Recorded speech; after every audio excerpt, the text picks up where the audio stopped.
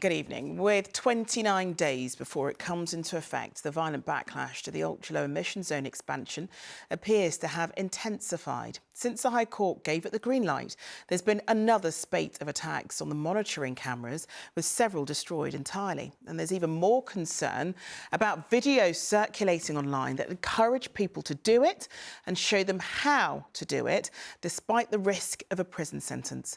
Our political correspondent Simon Harris has the story. Hours after the High Court gave Sadiq Khan's controversial clean air zone the green light, the ULEZ vigilantes went to work. In Chiswick, 8 automatic number plate reading cameras were vandalised, their cables sliced. They're just the latest in a wave of attacks on the crucial equipment needed to police the new zone. Transport for London says, on the advice of the police, it won't disclose how many cameras have been vandalised. But it is confident there will be enough working cameras in place to police the extended zone on August the 29th. In recent months, Transport for London has installed 1,750 new cameras, but it needs 2,750. That means another 1,000 need to be put up in the next 4 weeks. It might take your blokes half a day to put one up. It takes me less than a minute to take one down. This social media video, punctuated with obscene language, appears to be a DIY guide to damaging and stealing cameras. A shadowy organisation calling itself the Blade Runners claims to be behind some of the attacks. Scotland Yard is so concerned it's launched a dedicated operation to try to catch the culprits. There will be more of this. Police will have to take it more seriously, because if they don't, the damage will just keep going into thousands and thousands of pounds.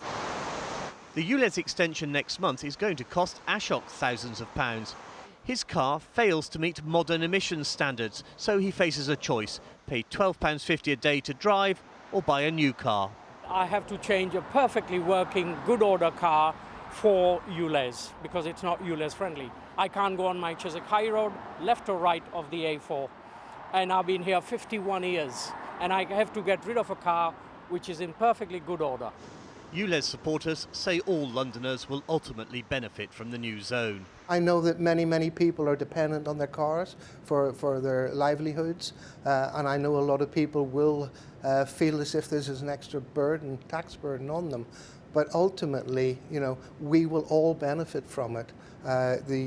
We need to improve air quality.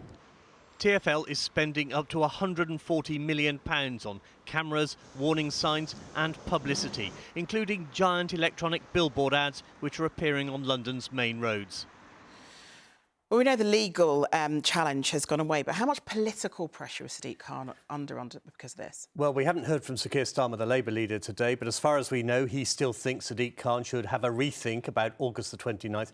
And there are certainly plenty of London Labour MPs with an eye on the next general election who certainly could do without an anti-Labour backlash over ULEZ. And it's also clear that the fallout from that surprise Uxbridge by-election win for the Conservatives has convinced some in the Tory party, not least the Prime Minister, that there are votes to be had in backing measures which don't seem to, or opposing measures which seem to punish car users, whether it's the ULEZ or low traffic neighbourhoods or 20-mile-an-hour zones. OK, Simon, thanks very much. Now, they provide a soundtrack to some of our busiest spaces, but it seems all is not harmonious when it comes to the capital's buskers. Westminster Council is looking at proposals to crack down on performers in places like Leicester Square after thousands of complaints, most of them to do with noise levels. Our political correspondent Simon Harris has been hearing the arguments. Vanna and Joe like to make a noise. It's what they do for a living. They've been performing as a duo for 2 years, entertaining tourists on the streets of London. They're horrified that busking might be banned or restricted in some parts of the West End because of noise complaints. I don't think there's anything negative about what we're doing, really. Like, it's all positive. What about the noise? The noise, it's just about, like, we can turn it down. We can always turn it down. We can always negotiate. It has happened like quite a few times back in the days that people asked us to turn the volume down, and we just did it. That's the thing. Like, if you have a problem with us, just say it. Like, we don't get offended. Why ban it altogether? Chris, who's retired, likes buskers so much he comes into central London most days to hear his favourite performers. If I just want to listen to live music, I come along, sit down on the wall, listen to the sets go up, pay them because I want them to come back, and then wait for the next one. 2 years ago, Westminster Council began issuing licences to buskers and other street artists. It also instructed them to only perform on designated pitches, like this one in Leicester Square. But now the council is planning even tougher curbs after what it says is a notable increase in complaints about noise and unlicensed busking. The council is looking at a number of options, including a ban on brass, wind and percussion instruments, a ban on amplifiers and even a complete ban on busking in Leicester Square. The complaints have come from businesses, hotel guests and people living nearby. The noise from buskers in Leicester Square, it's a pain, to be honest.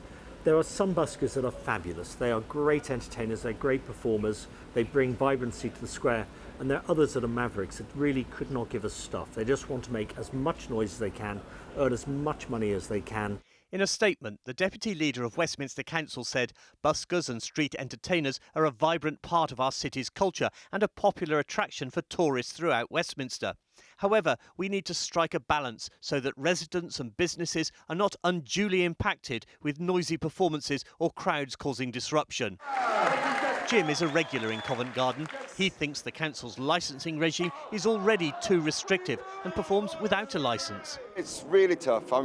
It's always been tough, but Westminster's licence scheme has made it even harder. If we were to comply to their terms and conditions of their licence, we wouldn't be able to make a living. The council says it will publish its final proposals for changing the busking licence rules in the autumn. Simon Harris, ITV News, Leicester Square. Tunnelling work has come to an end on a controversial new road under the River Thames. The £2.2 billion Silvertown Tunnel is designed to ease congestion and will link East London with the Greenwich Peninsula in South London.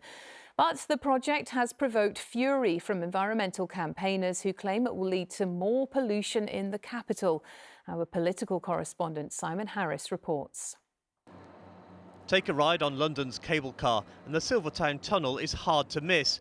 And it was from this vantage point a member of the London Assembly spotted a significant but unannounced development. There in plain sight was one of the giant drills at the end of its subterranean journey, its tunnelling job clearly done. I was surprised to see that the tunnel boring machine had emerged and with no fanfare at all from the Mayor. I think it shows how he recognises that this is a blot on his environmental record and he's a bit ashamed of it now.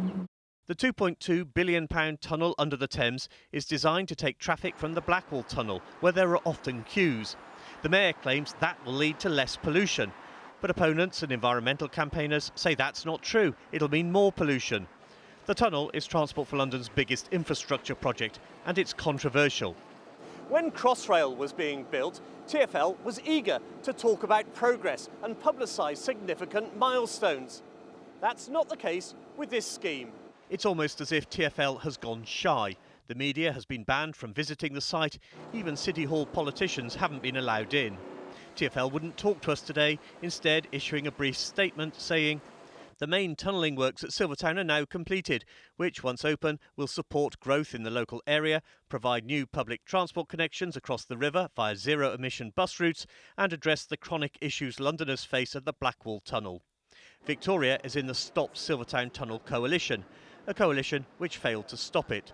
We're not going away, we're going to keep campaigning. What we're campaigning for now is repurposing the tunnel. So we want it to be used for maybe electric buses only, cargo bikes which have nowhere to cross the river. They have to go to Tower Bridge to cross the river, cycling, walking. We want just clean use for the tunnel. But Evo, who runs a minicab firm in East London, can't wait for the tunnel to open to ordinary traffic, even though there'll be a toll.